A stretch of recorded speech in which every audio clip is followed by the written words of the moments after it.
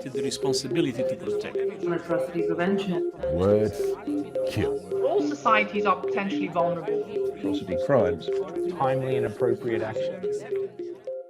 Welcome to Expert Voices on Atrocity Prevention by the Global Center for the Responsibility to Protect. I'm Jacqueline Streitfeld-Hall, Research Director at the Global Center. This podcast features one-on-one conversations with practitioners from the fields of human rights, conflict prevention, and atrocity prevention. These conversations will give us a glimpse of the personal and professional side of how practitioners approach human rights protection and atrocity prevention, allowing us to explore challenges, identify best practices, and share lessons learned on how we can protect populations more effectively. Today I'm joined by Sareta Ashraph, international criminal barrister who's currently consulting for the Center for Justice and Accountability and the U.S. Holocaust Memorial Museum's Center for the Prevention of Genocide. Thank you for joining us today, Sareta. Thanks. It's lovely to be here. You have extensive experience in documenting and investigating atrocity crimes throughout your career. Can you talk a little bit about what that experience has been to this point? And I think I'll talk to you a little bit more later about what goes into investigating potential atrocity crimes. Yes, of course. I am a barrister called to the bars of England and Wales and also the bar of Trinidad and Tobago, where I'm from. Very early on in my career, I was lucky enough to end up working in Sierra Leone in 2003, which is really shortly after the war had ended, when the DDR demobilization rehabilitation process disarmament rehabilitation process was still ongoing. And I joined a defense team, the SESE defense team before the Special Court for Sierra Leone. And that started a time in my life when I became counsel at trial and appeals level in this trial, which extended over 6 years in Sierra Leone, during which time I was largely based in Freetown, which was a tremendous experience, not only on understanding how international law plays out on the ground, how these trials are put together, but also really living in a place where people who've been affected by these crimes, which have taken up so much kind of academic space and thought space amongst those of us who are fortunate enough to live outside of conflict-ridden areas. After Sierra Leone, I went off and I did a variety of other things, including working for the Commission of Inquiry on Libya immediately after Gaddafi's regime fell in Libya, and then into working on Syria, the Commission of Inquiry in Syria, where I was the chief legal analyst from 2012 to 2016. So throughout a bulk of the very intense hostilities, and I think my experience of working on Syria really has continued. I've never really left working on Syria. After working with COI, I did a very short stint helping set up the Syria mechanism before moving to consultancies and then to UNITAD. So UNITAD was set up by the Security Council, I think largely as a result of a lot of advocacy of Yazidi groups, and it's set up specifically to collect, analyze, and preserve evidence of the crimes of the Islamic State in Iraq. And so for that, I was in Baghdad and then later on in Duhok, helping with investigations, not only in relation to the Yazidis, but across the whole span of ISIL crimes occurring mainly in northern Iraq. Since then, I've been doing consultancies, as you mentioned. So I'm now a senior legal consultant with the Center for Justice and Accountability out in California, still doing a lot of work on case building efforts on Syria and Iraq.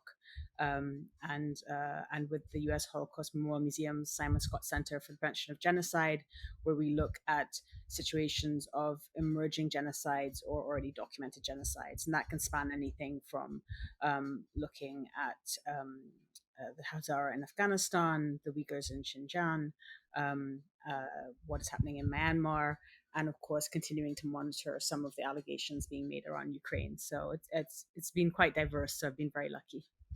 What is the process that goes into investigating potential atrocity crimes? I think what's interesting to me about your career is that you've looked at situations where you've actually had access to the country and to where the conflicts have taken place, as well as situations like Syria, where the government is hostile to the commission of inquiry, and you're probably investigating from the outside all the time. I would say that it's definitely shifted in my career, and I'm not massively, into my career, so it's shifted in a relatively short space of time in two ways. One is kind of mechanically, and the other is, I suppose, in the attitudes or the approaches that are taken. From a more kind of pragmatic basis, there was really this understanding at the beginning that still, I think, exists, that the way that you investigate crime is just you go out and you speak to people, and that's still very much the case. Speak to survivors, speak to witnesses, emphasize the need to ensure that those interviews are being done respecting confidence, but also more recently deepening into this idea of what has become almost like a kind of a cliched phrase of trauma-informed, survivor-centered interviewing, but really kind of digging into what that means. Now I think there's this, because of technology, because of the role of social media, but and the way for information to travel about not the crimes, how crimes are committed, but also in some ways how crimes are designed, orchestrated, how people are recruited to commit crimes, how people are indoctrinated to commit crimes. There's also now a much more of an emphasis on one, trying to collect open source information. So OSINT investigations has become a much larger part. But beyond that, the question of how you analyze the information, because a lot of emphasis goes on investigations and collection of information, but now the amount of information that you're collecting is enormous. If you look at the Islamic State, just the amount of output. If you look at the Syrian conflict, even if you try to look at all the videos of the Syrian conflict, I think it would probably exceed many human lifetimes. So it becomes this question of, we have all this information. How do you actually make sense of it? How do you find evidence of crimes from amongst almost like a huge amount of static noise? How do you find what's valuable? And so that is one aspect that I think has changed in the investigation analysis of international crime. The other, which I think is just as important, or potentially I think more important, and certainly for I think the survivor communities in a way more important, is that I think it went from being quite extractive, the approach, very early on. I think it was changing already when I started, but very early on it was almost like internationals who had really interesting academic experience, training, parachuting in, collecting information, getting paid, that money immediately going to bank accounts which are outside of the country involved, and then leaving at the end. And there was this kind of sense of capacity building, but the capacity building was very different from, almost existed in a kind of adjacent field from the accountability driven work. Now what we see are two things. One, there is a much bigger recognition, one, of the importance of having people from the affected regions involved in investigations, in a variety of ways, whether that's through outreach, whether that's through being actually inside investigation teams in some of the roles, having input into the design of the investigations. As part of that, there's been a rise in the understanding of the deep importance of civil society work and civil society documentation as part of international investigations, and trying to figure out a way that can work within what are often very confidential investigations done by units like, for example, UNITAD or the IIIM for Syria, or even the ICC. The second part of that is that there has been this greater understanding of the need for a more intersectional approach. So what I often call a gender competent intersectional approach. So, the mechanics of the investigation affect the substance of the investigation. If the investigators, one, come from a dominated by a particular group, say white male investigators from Canada, that's going to have an impact on what the investigation looks like. It's not just a matter of diversity, though, because I think sometimes just pinning intersectional approaches with the diversity of who's doing the work, it's important, but it's one part of it. The other part is just understanding how crimes are committed against different people in different ways, and the impact of marginalized intersecting identities. And so I'll give you an example of something that really was only noticed after the fact, which is in the civil war in Colombia, which I did not have any work on at all, but do any work on at all. You saw high rates of sexual violence across across the conflict. But it became apparent that actually in areas where you had indigenous communities and against women who are of Afro-Colombian descent, you had even higher rates of sexual violence. And so I think there is now not this idea of a crime's committed, we go in and understand it, but saying like contextually, how do the underlying inequalities, prejudices, biases in that society affect how the crimes are designed, how they are committed, what their impact is against different groups in a way that obviously gender tends to be a primary prism. I think it's important that it is a primary prism in many ways, but it's also now looking at beyond gender, like how gender and race, ethnicity, religion, age, for example, interplay, so that we don't end up with an understanding of an investigation plan implementation strategy that ends up with an understanding of crimes, which is not just male centric, but often adult centric, which often then just excludes and renders invisible whole portions of the victim and survivor community. So I would say that is another really big change, and a really I think profoundly important and also very exciting change, because it's ushered in conversations which I think a lot of people didn't know were needed. And I think we continue to kind of uncover how important these different viewpoints are, and how we can improve the way in which we're relating to survivors and victims, including survivors and victims, but even seeing survivors and victims. Absolutely. I think that's an incredibly important shift in the right direction, not just for accountability and survivors and victims, but also, when we think about prevention in other situations, like the wealth of knowledge you're getting on the nuance in situations now can inform how we think about prevention in the future, which is really important in these situations. We see that, of course, most viscerally when it comes to genocide, because the Genocide Convention has within it this legal duty to prevent genocide. And if you cannot recognize genocide and cannot see the full spectrum of genocidal acts, and the full community of genocide victims, then you're really not going to be able to prevent or to punish it in any way that is full and meaningful for everyone who's been affected. Absolutely. To go back to some of the experiences you've mentioned in your career, you noted that through both the Commission of Inquiry in Syria and your work with UNITAD, you looked at the crimes against the Yazidis. I was wondering if you could share a bit about the crimes perpetrated by the Islamic State across Iraq and Syria against the Yazidi population and other minorities, and what went into the Commission of Inquiry's genocide determination. The Commission of Inquiry in Syria was mandated by the Human Rights Council to look at violations of international law inside Syria. Obviously, the initial attack by ISIL against the Yazidi community happened in northern Iraq, where the majority of this Yazidi community were based. But by, I would say, late August, early September 2014, so really weeks after the initial attack, which occurred on the 3rd of August 2014, we were seeing in the Syrian inquiry from Syrians who were fleeing areas that were then held by the Islamic State, kind of really information about events and that we hadn't heard before. And that was specifically around this idea that ISIL was convening slave markets, that there were people being sold, women and children being sold in these areas. And that basically opened the door for the Commission of Inquiry in Syria to look at what was happening inside Syria with in relation to the Yazidi population. My first hearing of the Yazidi population did not occur in the context of ISIS. I was in Iraq for investigations in relation to Syria a year before ISIL even emerged visibly in Iraq. Obviously, they were there, but in terms of had been able to seize territory in Iraq, and we were driving with a driver who was actually from an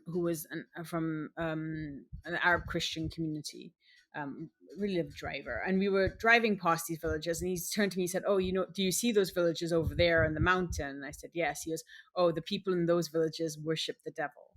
And it just goes to show, I mean, the Yazidis, I should say at the outset, do not worship the devil, but and would be horrified by, and are continually horrified by this misconception of what is an incredibly peaceful and beautiful religion.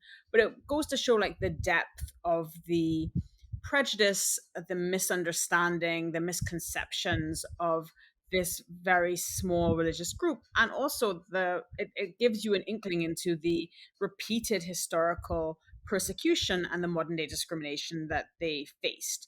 And so when ISIL comes about, when ISIL emerges, and it doesn't drop from the scene, there's a long history of ISIL with links back to ISI, Islamic State in Iraq, to Al Qaeda in Iraq, to the insurgency which followed the American invasion, and even in amongst the senior members of ISIL, the Ba'ath Party. So I always think it's really important to understand ISIL as not just this group that is incredibly brutal and appeared and wants to return the world to the 7th century, the world in which they lived to the 7th century, but they build very much on the prejudices that were already in Iraqi society, and in fact in other areas where Yazidis exist, in Syrian society, in Turkish society. So when it comes to the COI Syria, we were really tipped off initially by these mentions of slave markets in Syria. And this led to essentially a full-scale investigation which focused on Yazidi women, mainly Yazidi women, who were taken into Syria.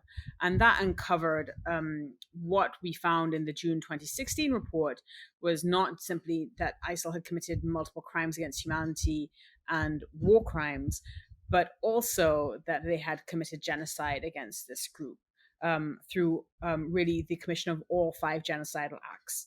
The one thing that I would say is that when it comes to ISIL, they are unusual as a perpetrator in some senses, because they really do not try to hide or reframe their conduct. So a lot of genocidal groups will say, might say, oh, it was a war and people got killed, or they were attacking us, or they essentially reframe it to indicate like we had no genocidal intent. It was just chaos, right? It was just, with ISIL, that's not true. ISIL was very across the board, whether it comes to the attacks on the Shia, when it comes to attacks on the Christians, and when it comes to attacks on the Yazidis specifically, they are very transparent about what they do and why they do it.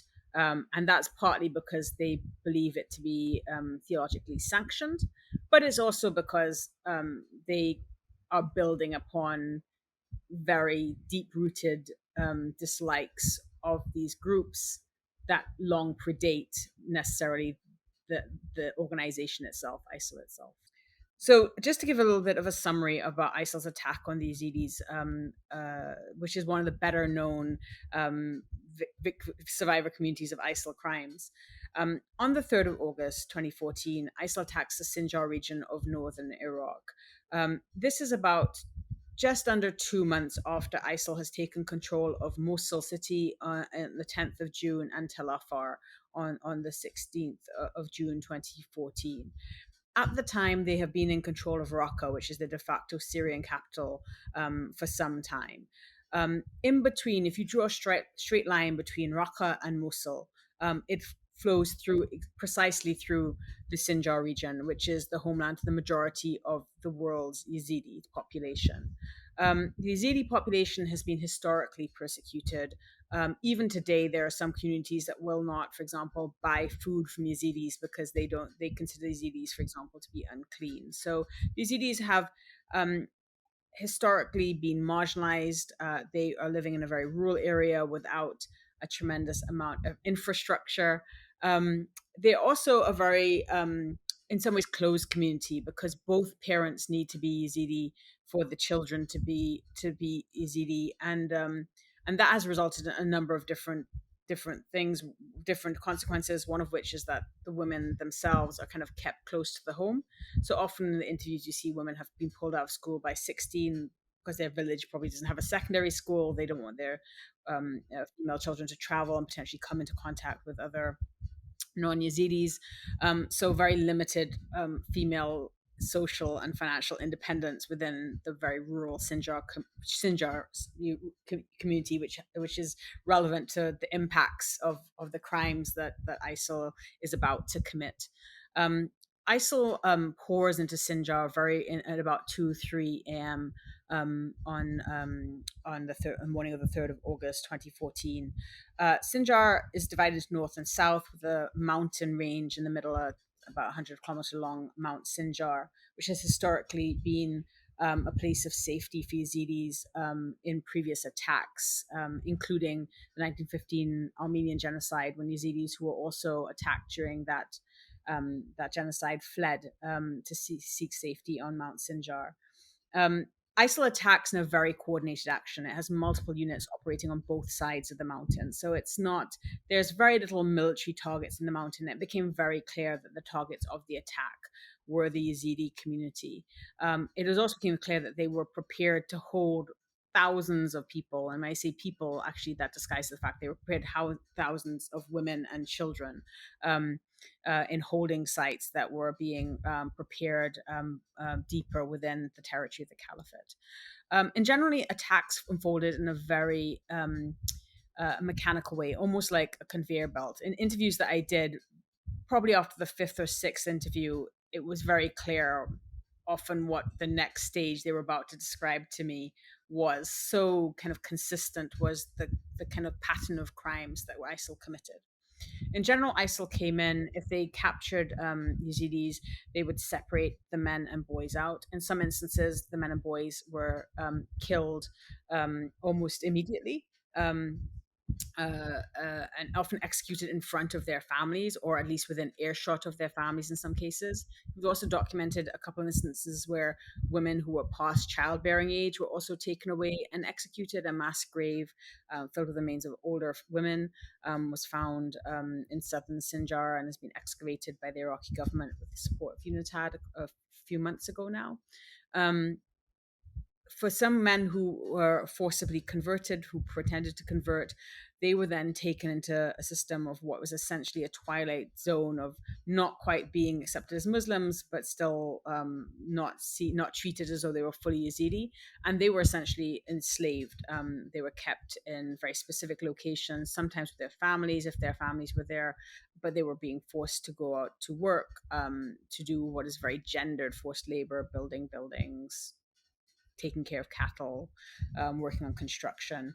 And that continued for a few months until about the spring of 2015, when ISIL seems to have determined that those conversions were not real, possibly because Yazidis were escaping.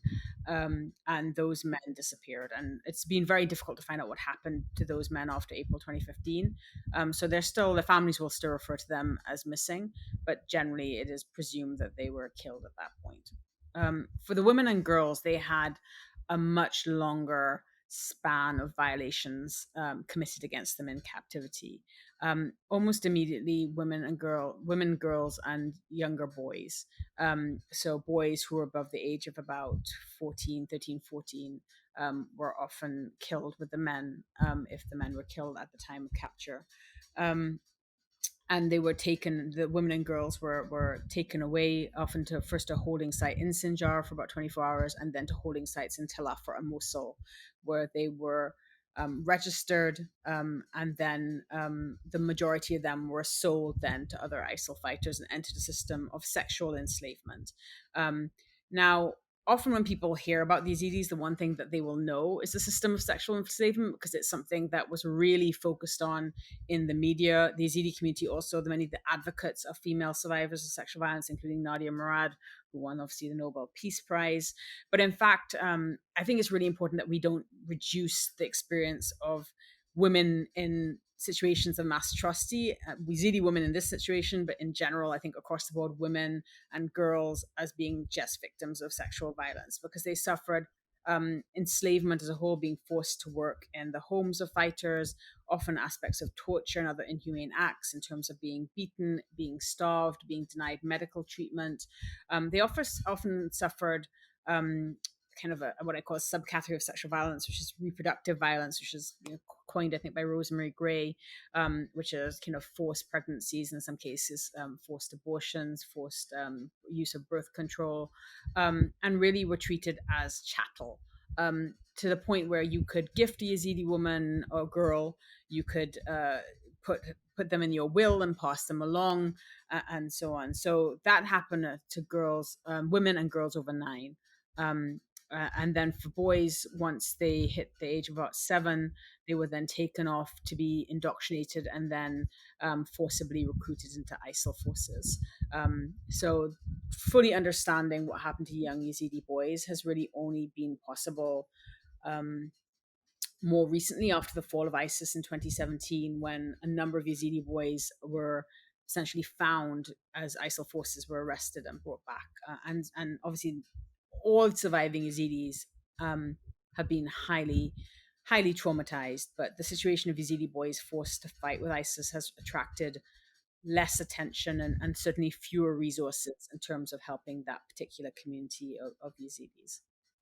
I think that really highlights what you were saying at the beginning about how important that kind of shift towards intersectional approaches in investigations and justice. So much nuance in this situation comes from understanding how women, boys, girls, and men were treated so differently, and it's relevant to who they were as Yazidis, not just who they were by gender and kind of the intersection. I mean, the violations very much pivot around gender and age, sex and age, really. But I think it also highlights the fact that when we're speaking about gender crimes and understanding the role that gender plays in the design, the commission, and the impact of crime, we're not only speaking about women and girls. One, we're also trying to notice how children are being rendered invisible by being grouped in with communities of adults, which, even I will stop and have to say, like, no, I also mean older boys. No, girls are also being sold, that they're not just being erased because the impacts on children are different. The reasons why people target children can sometimes be different.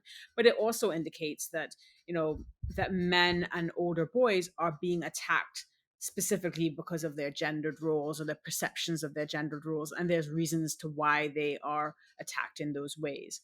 And that doesn't just go for the type of crime, right? It's not simply that men are being killed and these other stuff happen to women and girls and younger boys. It's also that actually, even if you're the victim of the same crime, that crime can be committed against you in different ways because of the identifiers which the perpetrators find most important. And gender is always one of those. I mean, gender permeates every aspect of human life, and it certainly permeates how crimes are committed and why they are committed and why are they designed in particular ways. So I'll give an example. I'll give 2 examples. One is Rwanda. So we're going all the way back now to the 90s. Where you have, both obviously high rates of killing of men. The number of men killed in the Rwandan genocide affected the sex ratio of Rwanda. I think still continues to this day to affect the sex ratio it resulted in demographic changes to the entire community. But what we saw was that men were killed often with, for example, with clubs, with bullets, so horrific killings, but often quite swift. Whereas in the case of female Tutsi victims, they were really affected by the propaganda that was put out about the Tutsis. So you had, for example, which leveraged existing prejudices against Tutsi women. So in the anti-Tutsi propaganda in the Hutu supremacist publications such as Kangura, which became the subject of the media trial in the ICTR, you saw Tutsi women being cast as believing themselves to be superior to Hutu women in beauty and charm and displaying an attitude of arrogance. 4 of the 10 infamous Hutu commandments that were published in an edition of Kangura focused on the duplicity of Tutsi women. And it actually came up in the jurisprudence with the ICR in the media trial, the Nahiman trials, talking about the presentation of Tutsi women as femme fatales, focused particular attention on Tutsi women and the danger that they represented to the Hutu community, and that danger was explicitly associated with sexuality. So when women were attacked, the scale and the massive scale and barbarity of the lethal violence. So we're not talking just about sexual violence that women survived, but the lethal violence reflected not only kind of group hatred, but also it stood at the intersection of group hatred and women hate and hatred, and it reflected the misogyny of the propaganda. So, as I said, Tutsi men were summarily executed at their homes, at places of refuge such as churches, killed by machetes or nail-studded clubs. Horrible, horrible ways to die in particular. But a large number of women were murdered as a direct and intended consequence of brutal sexual violence and torture. So the methods displayed the misogyny of the perpetrators and their need to humiliate and diminish Tutsi women and girls, and that included impaling them with objects, pouring boiling water on them, mutilating them by cutting off their breasts, and women dying from blood loss. So everyone in the end has been murdered. The crime of murder has been committed, and that crime may also be was in this case constitutive acts of genocide. But the way that they're killed betrays a lot about what the perpetrator thinks of the victim and what they're trying to accomplish in that. More recently, and when it comes to the Rohingya, the Global Social Center did a really interesting report about a legal analysis of gender crimes against the Rohingya, which came out in September of 2018. And there they had written that while Rohingya men were generally killed by gunshot, women and girls were stabbed, slashed, or burned. Means typically used when destroying objects and property. And it's that some of the knives used were knives that were generally used for killing animals in slaughterhouses. So again, I think we continually kind of learn and relearn how gender, how age affect the types of crimes committed, but also how each crime tends to be committed. I'm glad you ended on that note because it speaks to something that I've struggled with for a long time. And I know I'm not alone here, as the wider atrocity prevention community is grappling with this as well.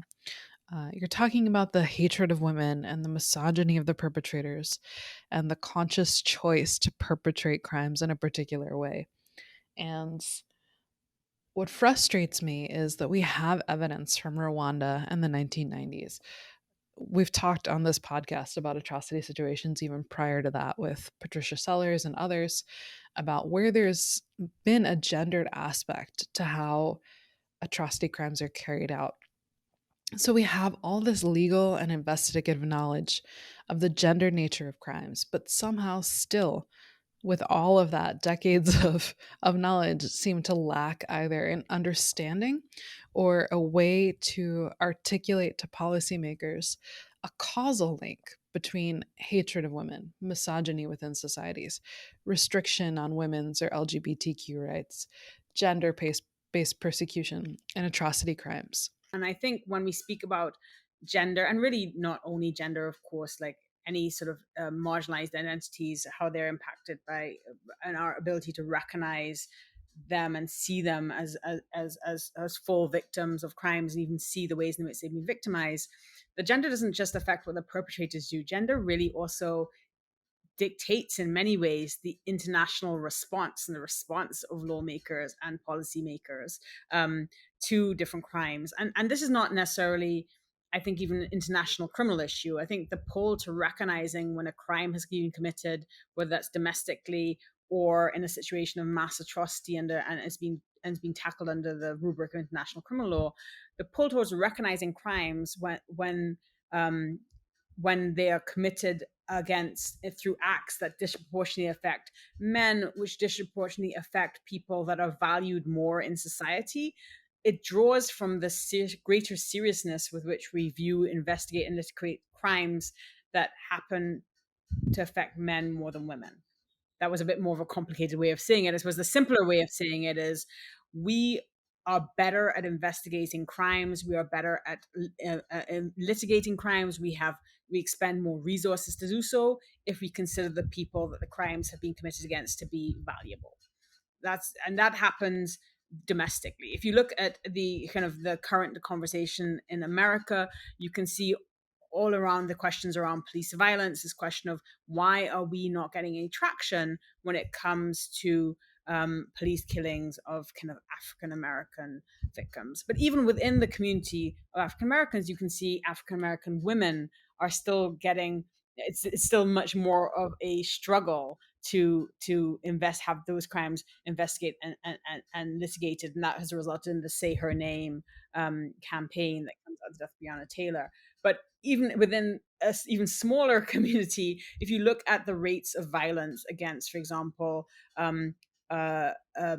members of the transgender community, or even the whole panoply of the LGBT community. But if you look at particularly members of the transgender community who are of color in the States, which is, I mean, I'm sure it happens everywhere, but the stats that we have drawn out of the American experience, you can see like the idea that trying to get something properly investigated and then prosecuted is really difficult when the whole society does not really value the victims, but also has developed almost a greater tolerance for when violence happens to those victims. And so that translates very, very directly into the situations of mass atrocity, that when it comes to some victims, if we see the value in them, we see the crimes against them. And across the world, the one thing we can say is generally across the world is that women are not valued. Women don't have any commensurate political or economic power. They are massively victims of male violence. In the UK this week, there have now been multiple situations of women being the victims of violence. It's become a kind of a thing on Twitter just to screenshot the headlines, which are just indicating, 6 bullet points of different stories about kind of women being attacked, often lethally. And so I think when it comes to discussing policymakers, it's not just thinking about why is ISIL doing this to these minority groups, to these to women and so on. It's also going, well, how are we, when we are doing the investigations, what are we bringing to the table in terms of how we see these groups? And I think that's also has to be true of policymakers. And until you get policymakers to go through that process of reflection, or you bring in and elect people or have people promoted who are just more gender competent, have a better approach, then it's always going to be a bit of an uphill and often non-linear battle to get this taken seriously. Thank you for joining us for this episode of Expert Voices on Atrocity Prevention. If you enjoyed this episode, we encourage you to subscribe to the podcast on Apple Podcasts, SoundCloud, or Spotify, and would be grateful if you left us a review. For more information on the Global Center's work on R2P, mass atrocity prevention, and populations at risk of mass atrocities, visit our website at www.globalr2p.org and connect with us on Twitter and Facebook at GCR2P.